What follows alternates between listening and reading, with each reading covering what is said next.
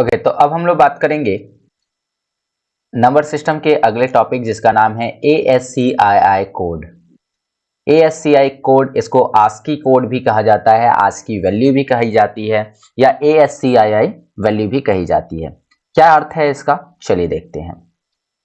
ASCII stand for American standard code for information interchange. तो ASCII का full form क्या है? ASCII, इसका होगा अमेरिकन स्टैंडर्ड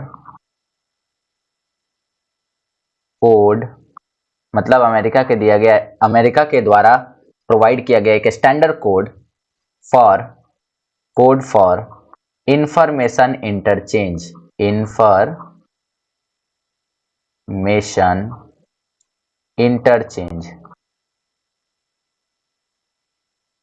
सूचनाओं को आदान प्रदान करने के लिए अमेरिका के द्वारा दिया गया एक स्टैंडर्ड कोड। ठीक है,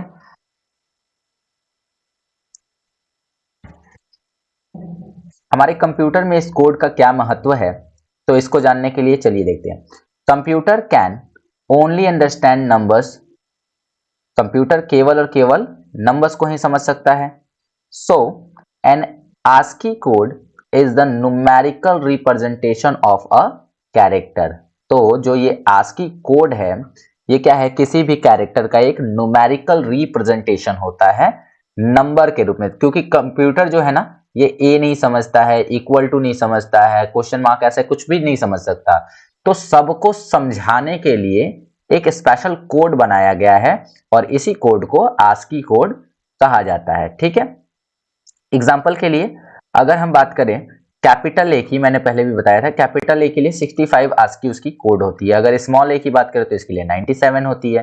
ठीक है, आप इसको इस चार्ट में देख सकते हैं कि 64 पे यहाँ देखो @ का सिंबल दिया है, वहीं 65 पर ए है, 66 पर बी है।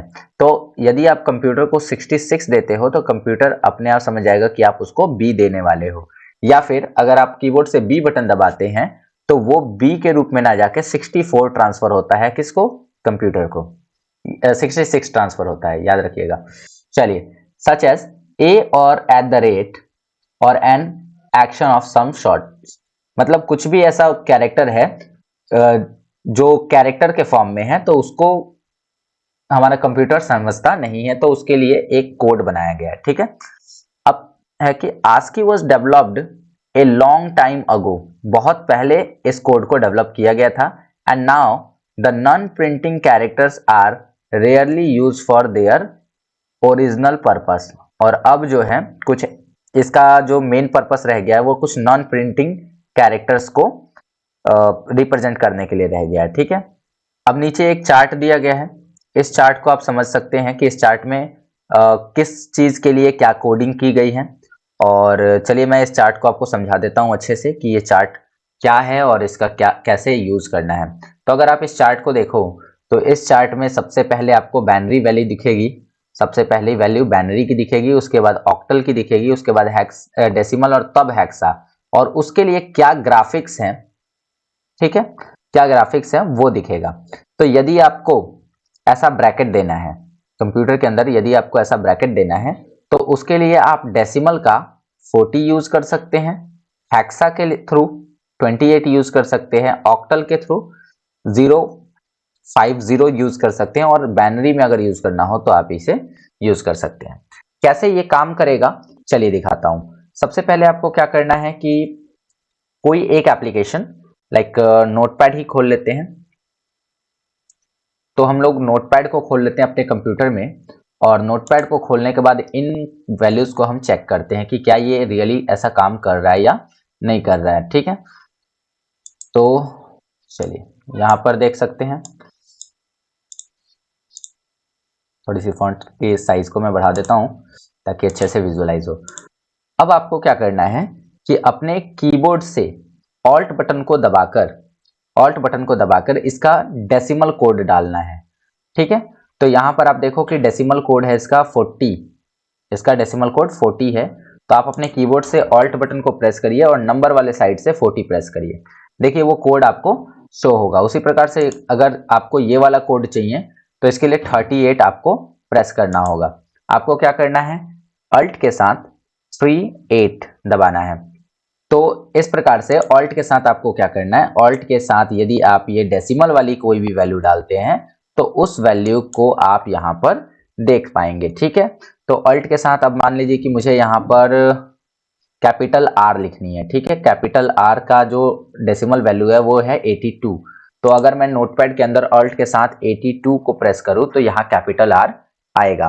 ठीक है, तो इस प्रकार से आप चेक कर सकते हैं कि जो भी कोडिंग दी गई है वो सही है या नहीं।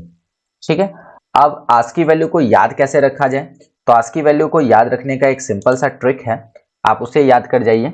यदि आपको a की वैल्यू पता हो और स्मॉल a की वैल्यू पता हो तो आप किसी भी कैरेक्टर की वैल्यू को फाइंड आउट कर सकते हैं। तो a की वैल्यू क्या है, 65 है। ओके, और स्मॉल a की जो वैल्यू है वो 97 है।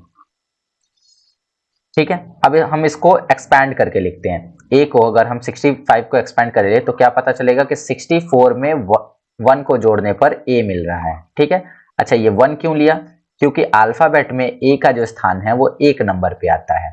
ठीक है, इसी वजह से तो फॉर्मूला क्या बन गया, 64 प्लस अल्फाबेट का नंबर, कितने नंबर पे अल्फाबेट आता है। अगर मैं बात करूं डी की, ठीक है, तो डी कितने नंबर पे आता है अल्फाबेट में, 4 नंबर पे। तो इसकी आज की वैल्यू क्या होगी, आपको याद रहना चाहिए कि 64 में ऐड करना है। तो 64 में ऐड कर देंगे तो ये हो जाएगा 68 एंड आप यहाँ चेक कर सकते हैं कि डी के लिए जो कोड है वो 68 ही है। ठीक है, उसी प्रकार से अगर मैं बात करूं जेड की, कैपिटल जेड की, तो कैपिटल जेड जो आता है अल्फाबेट में 26 पे आता है। आपको इसे कितने पे जोड़ना है, 64 प्लस 26 करते ही आपको मिलेगा 90। तो कैपिटल जेड जो है वो 90 पे आता है, आप इसे चेक भी कर सकते हैं। ठीक है, आप इसे आराम से चेक कर सकते हैं, यहां पर आप देखो कि जेड जो है वो 90 पे है। ओके, अब अगर हम बात करें स्मॉल की, तो स्मॉल जो ए है वो 97 पर है। ठीक है, अर्थात इसका मतलब क्या हुआ कि 96 में अगर हम 1 को जोड़ दें तो ये ए मिल जाएगा, क्योंकि ए जो है अल्फाबेट में 1 नंबर पे आता है। उसी प्रकार से अगर एम पूछा जाए, स्मॉल एम, तो स्मॉल एम जो है 13 पे आता है अल्फाबेट में, तो हम इससे 96 में 13 को ऐड कर देंगे तो ये कितना बन जाएगा, ये बन जाएगा 109। ओके, आप इसको चेक भी कर सकते हैं कि ये 109 पर है या नहीं है। तो आप चेक करिए जाकर, यहाँ पे देखिए स्मॉल एम यहाँ दिख रहा होगा आपको 109 पे। तो इस प्रकार से आप ASCII वैल्यू को भी फाइंड आउट कर सकते हैं। तो चलिए इसके साथ ही मैं आपको एक चीज और बता देता हूं, वो है बाइनरी का एडिशन एंड सब्ट्रैक्शन। तो अगर मैं बात करूं, एक छोटा सा एग्जांपल लेता हूं मैं, जैसे कि मान के चलते हैं कि यहाँ पर 5 है और यहाँ पर 9 है। तो 5 और 9 को जब हम जोड़ेंगे तो कितना आएगा ये, तो 5 और 9 को जोड़ने पर 14 आएगा। तो 14 की जो बाइनरी वैल्यू है, क्या वही बाइनरी वैल्यू अगर बाइनरी नंबर को जोड़ा जाए तो आया जाएगा। तो देखिए 5 का होता है 101, ठीक है, और वही 9 की अगर हम बात करें तो 9 का कितना होता है, आप निकाल के एक बार चेक कर सकते हैं। मैं डायरेक्टली चेक कर सकता हूं इसको कि 9 का कितना होता है। तो 9 का होता है आपका, अगर हम देखें 1 2 4 और 8, तो 1001 जो है इसका होता है। तो इसका होता है 1001 9 का। अब यहाँ पर आप नोटिस करो कि एक अंक कम है, तो हम शुरू में एक जीरो डाल के इसको जोड़ सकते हैं। जोड़ने के लिए 1 और 1, यहाँ पर जोड़ होता है 1 प्लस 1 इज इक्वल टू 10 और 0 प्लस 1 इज इक्वल टू 1। उसी प्रकार से 10 प्लस 1 इज इक्वल टू 11। तो अभी 1 और 1 को जोड़ना है तो 1 1 मिलकर 10 होगा, तो 10 का 0 होगा और हासिल में 1 चला जाएगा। ठीक है, उसी प्रकार से 0 0 0 हो जाएगा और 1 का 1 रह जाएगा। और अब अगर हम देखें तो 1 का 1 ही रह जाएगा, 1 का 1 ही रह जाएगा। ये हो गया 14 का। अब आप 14 का बाइनरी वैल्यू निकाल कर चेक कर सकते हैं। तो 2 से करेंगे तो ये 7 बार में जाएगा, यहाँ 0 आएगा। फिर 2 से करेंगे तो ये 3 बार में जाएगा, यहाँ 1 आएगा। 2 से करेंगे तो 1 बार में 1 आएगा।